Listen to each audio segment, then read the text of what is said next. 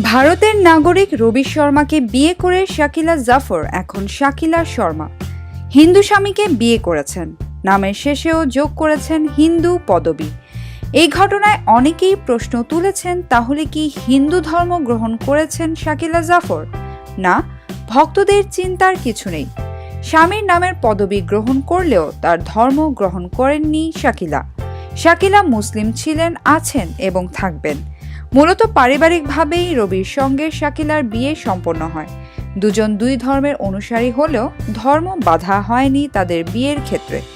বিয়ের পর দুজনেই যার যার ধর্ম পালন করবেন। ভিন্ন ধর্মের সেলিব্রিটিদের মধ্যে বিয়ের ঘটনা বাংলাদেশ কিংবা ভারতে এটিই প্রথম নয়। এর আগেও অনেক বিখ্যাত সেলিব্রিটি ভিন্ন ধর্মাবলম্বীর সঙ্গে বিবাহ বন্ধনে আবদ্ধ হয়েছেন। বিনোদন জগতের নিত্য নতুন খবরাখবর জানতে রিপোর্টার জরিনা চ্যানেলটি সাবস্ক্রাইব করুন। লাইক, কমেন্ট এবং শেয়ার দিতে ভুলবেন না।